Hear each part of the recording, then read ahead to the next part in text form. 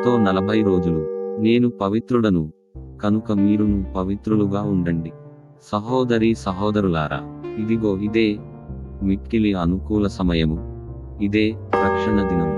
పితా, పుత్ర, పవిత్రాత్మ నామములో మీకు శుభములు కలుగునుగాక. ఫిబ్రవరి 19వ తేదీ 2024 సంవత్సరం. తపస్సు కాల 6వ రోజు, సోమవారము. మొదటి పఠనము లేవీయ కాండము 19వ అధ్యాయము 1వ వచనము, 2వ వచనము మరియు 11వ వచనము నుండి 18వ వచనము వరకు. ప్రభువు మోషేతో ఇశ్రాయేలీయులకు ఈ రీతిగా చెప్పుమనెను. మీ దేవుడను ప్రభువుడనైన నేను పవిత్రుడను, కనుక మీరును పవిత్రులయ్యుండుడు. మీరు దొంగతనము, మోసము చేయకుడు, అబద్ధమాడకుడు, నా నామమున అసత్య ప్రమాణమును చేయకుడు, నా నామమును అమంగళము చేయకుడు, నేను ప్రభువుడను. మీ పొరుగు వానిని వేధింపకుడు, వాని సొత్తు దోచుకొనకుడు, దొంగిలింపకుడు. మరునాటికి మునుపే మీరు కూలికి కుదుర్చుకొనిన వాని కూలీ చెల్లింపుడు.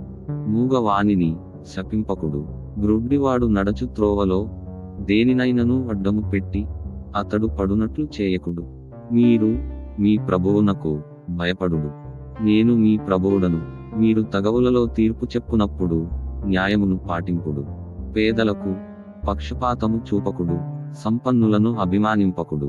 న్యాయము ప్రకారము తీర్పు చెప్పుడు. ఇరుగు పొరుగు ఎడల వ్యతిరేకముగా తిరుగాడుతూ చాడీలు చెప్పకుడు. నీ సోదరునికి ప్రాణహాని చేయకుడు, నేను ప్రభువుడను. నీ హృదయములో పొరుగువాని మీద ద్వేషము పెట్టుకొనకుడు. అతని తప్పిదమును గూర్చి అతనిని మందలింపుడు.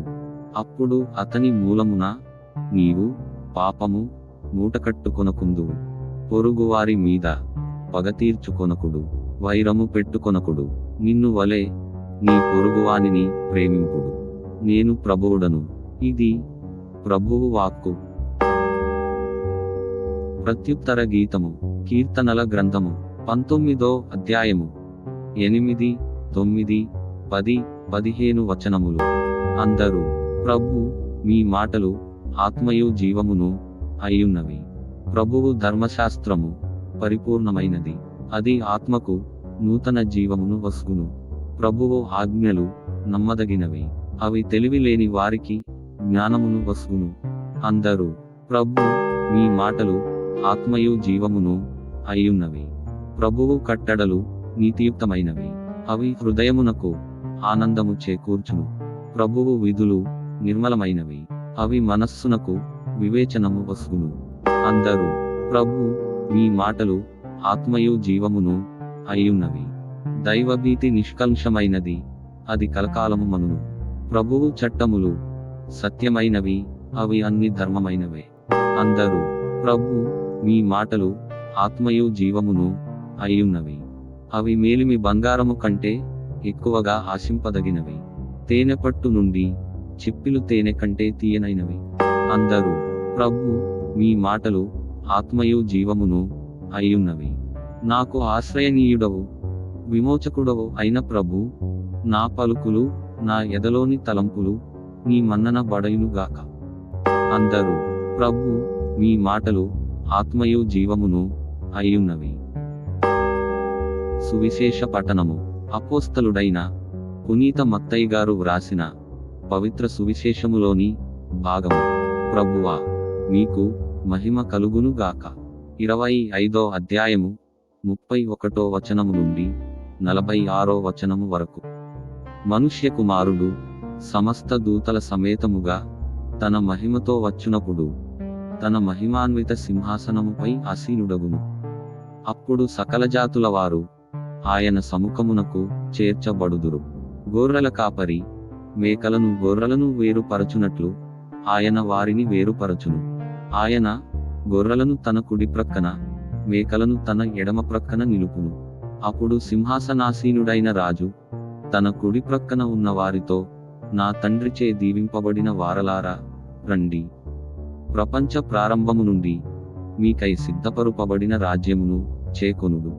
ఏలయన నేను ఆకలిగొనినప్పుడు మీరు ఆహారము నొసగితిరి, దప్పికగొనినప్పుడు దాహము తీర్చితిరి, పరదేశినై ఉన్నప్పుడు నన్ను ఆదరించితిరి, నేను వస్త్రమును డౌన్ ఉన్నప్పుడు వస్త్రములను ఇచ్చితిరి, రోగినై ఉన్నప్పుడు నన్ను పరామర్శించితిరి, చెరసాలలో ఉన్నప్పుడు నన్ను దర్శింపవచ్చితిరి అని పలుకును.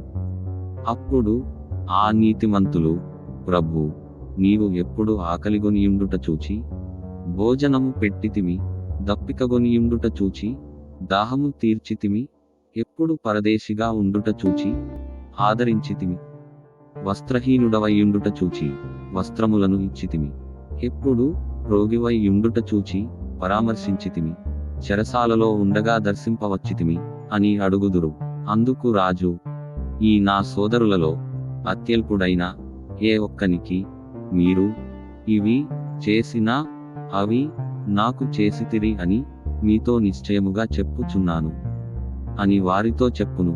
అప్పుడు ఆయన తన ఎడమ ప్రక్కనున్న వారితో, శాపగ్రస్తులారా, నా నుండి తొలగి పిశాచమునకు దాని దూతలకు ఏర్పాటు చేయబడిన నిత్య నరకాగ్నిలోనికి పొండి. ఏలయనా నేను ఆకలిగొనియుంటిని, మీరు అన్నము పెట్టలేదు, దప్పికగొనియుంటిని, దాహము తీర్చలేదు, పరదేశినయ్యుంటిని, నన్ను ఆదరింపలేదు, వస్త్రహీనుడనయ్యుంటిని, నాకు వస్త్రములను ఇయ్యలేదు, రోగినయ్యుంటిని, నన్ను పరామర్శింపలేదు, చెరసాలలో ఉంటిని, నన్ను దర్శింపరాలేదు అనును. అప్పుడు వారు కూడా, ప్రభూ, నీవు ఆకలిగొనియుండుట, దప్పికగొనియుండుట, పరదేశివైయుండుట, వస్త్రహీనుడవైయుండుట, రోగివైయుండుట, చెరసాలలో నుండుట మేము ఏనాడూ చూచి పరిచర్య చేయకపోతిమి అని ప్రశ్నించెదరు. అందుకు ఆయన, ఈ అత్యల్పులలో ఒకనికైనను మీరు ఇవి చేయనప్పుడు నాకును చేయనట్లే అని నిశ్చయముగా చెప్పుచున్నానని వారితో చెప్పును. వీరు నిత్యశిక్షకు వెడలిపోవుదురు, నీతిమంతులు నిత్యజీవములో ప్రవేశించెదరు అని పలికెను. ఇది క్రీస్తు సువిశేషము. క్రీస్తువా, మీకు స్తుతి కలుగునుగాక. సువిశేష పఠనము ద్వారా మన పాపములు క్షమింపబడునుగాక. ఆమేన్. ప్రార్థించుదము. అడగండి మీకు వసగబడును, వెదకండి మీకు లభించును, తట్టండి మీకు తెరువబడును అని మందలించితిరి కదా.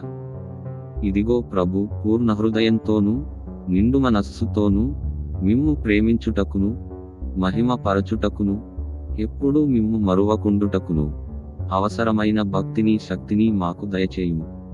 మీ దివ్యనామము ఎడల ఎల్లప్పుడూ భయభక్తులు కలిగి జీవించునట్లు ప్రసాదించుము ప్రభు.